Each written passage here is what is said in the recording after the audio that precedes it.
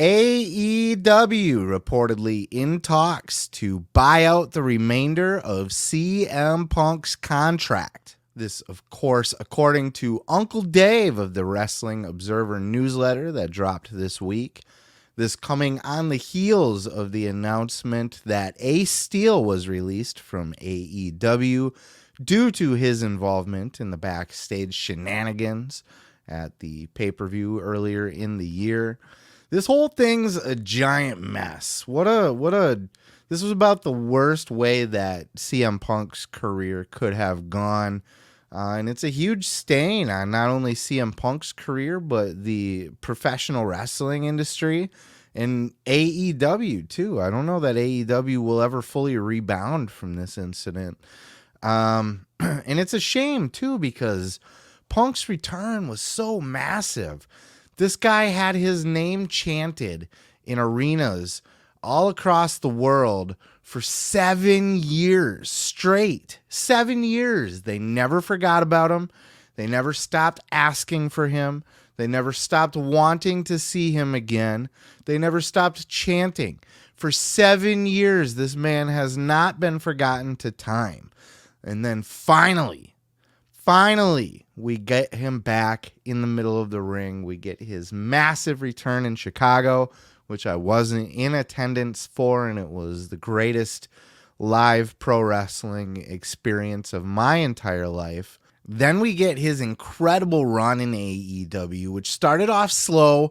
A lot of people were complaining. He was working your Lee Moriartys of the world and your QT Marshalls of the world, and he was really trying to work his way up, just climb that ladder one rung at a time, starting all the way from the bottom, and he really wanted to tell the story of earning his AEW title shot, whereas like a Bryan Danielson came in hot, basically got a title shot right off the bat. A lot of people were saying that's what should a Punk show. Why is Punk wrestling all these chumps? He should be right up in the main event picture, but they were telling that story, that does he still got it in him? Does he got what it takes? He's a little slow. He's a little rusty. He's got to shake the cobwebs off. He's struggling sometimes with these younger guys, but he's going to continue to work his way up the ladder. And I thought it was a beautifully told story. And the culmination of it, CM Punk winning the title and then obviously having to go out on injured reserves. They had the whole interim champion thing. And then Punk coming back to win the title again, which was inevitably to drop it to MJF because they had that incredible run. Punk and MJF did. They had an incredible feud together, culminating in their dog collar match that they had, a very bloody dog collar match. This was one of the greatest feuds in AEW history. And CM Punk did a lot of great things while he was in AEW for only that year. And it's just fucking sad. And just on a personal note, too, me as a fan, I'm a giant fan of CM Punk, or I was, I don't know where that stands anymore. I'm pretty salty at Punk. I feel like I'm falling out of love or have fallen out of love with Punk. Doesn't mean he can't win me back over someday in the future, but I was a giant ass fanboy. Look, check this out.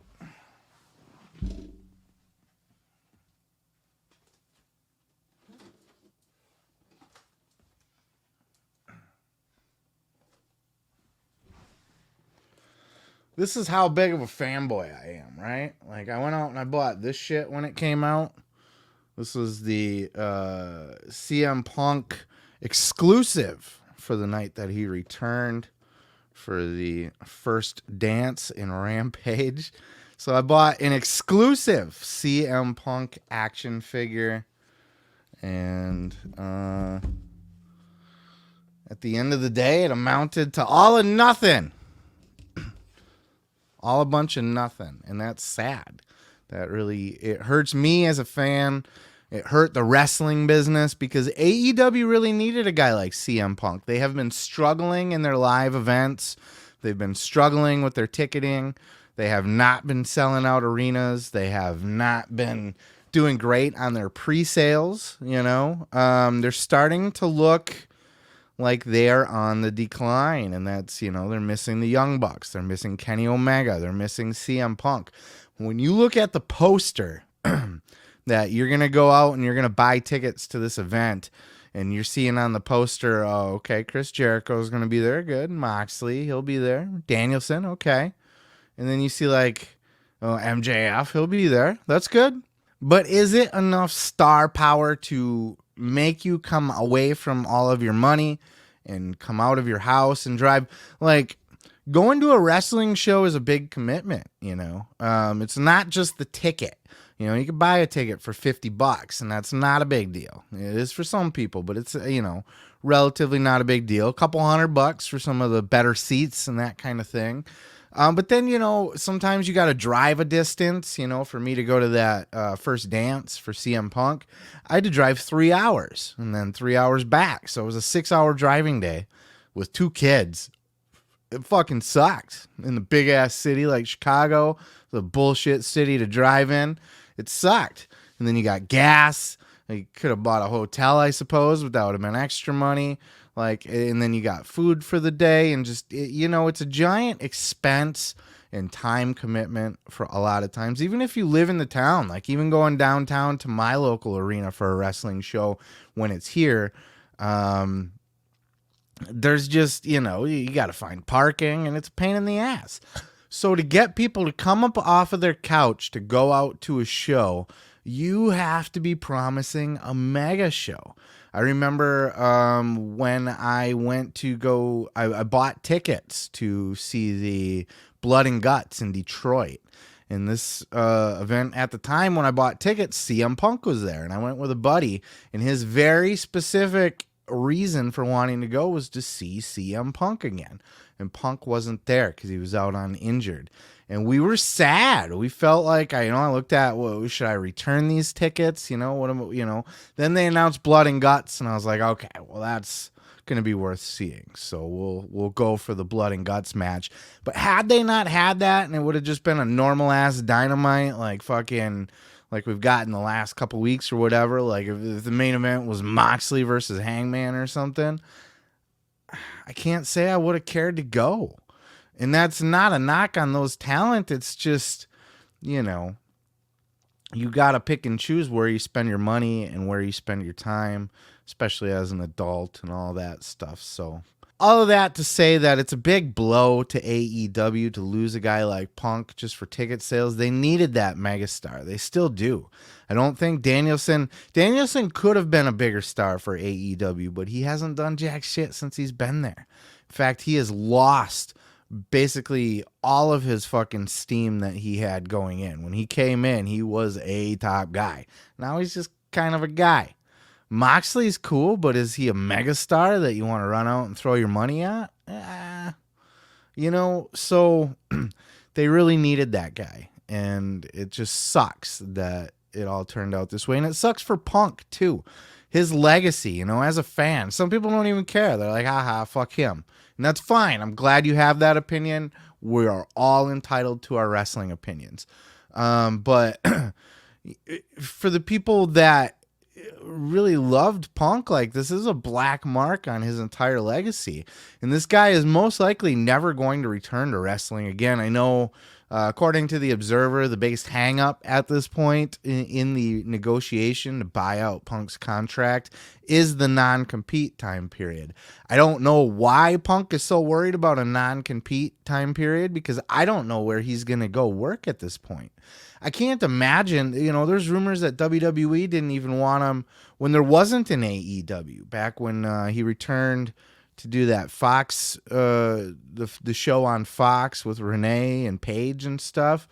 There were rumors that Fox specifically was basically begging WWE to hire CM Punk back for, SmackDown for Fox on, WWE on Fox, and they didn't want anything to do with him. They turned down Fox.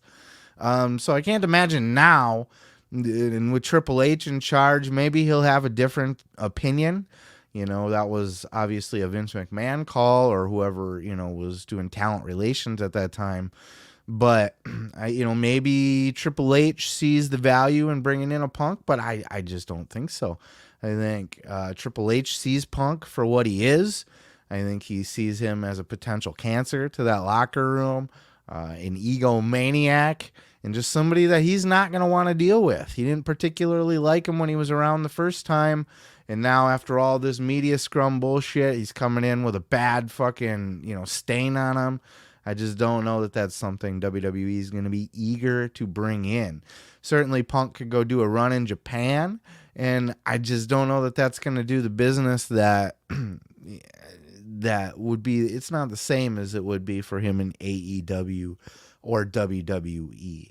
They could get a big Wrestle Kingdom out of him or something like that, but he's not going to be a needle mover for New Japan. Especially now, I just think Punk is tainted. So what do you do if you don't let him go? If Punk stays, how do you work that? If Punk leaves, you kind of move on. You forget that he was ever there. You just, it was a black mark on AEW history. We're going to wipe it clean. We're going to forget it ever happened and try to move on with our lives. That's what you do if he leaves. But if he stays, how does that work?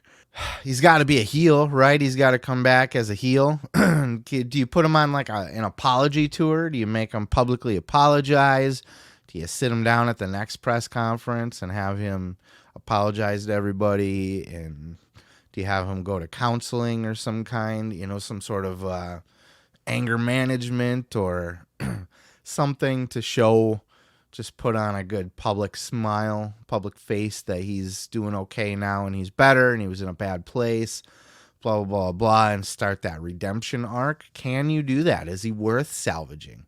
I think Punk is a valuable asset. I think despite all the Punk haters and the people that don't like him, I think you'd be hard-pressed to say the guy does not have good matches, doesn't tell good stories. I think that's a crock of shit, and you're lying to yourself if that's what you're trying to say. I think there's value there, but you got to win the fans back over. You could bring him in as a heel and just have the fans outright hate him. Maybe MJF beats Moxley, right? And MJF goes on a big world title tear, and he's a top guy, and he's probably going to end up a babyface because, let's face it, that's exactly where MJF is headed.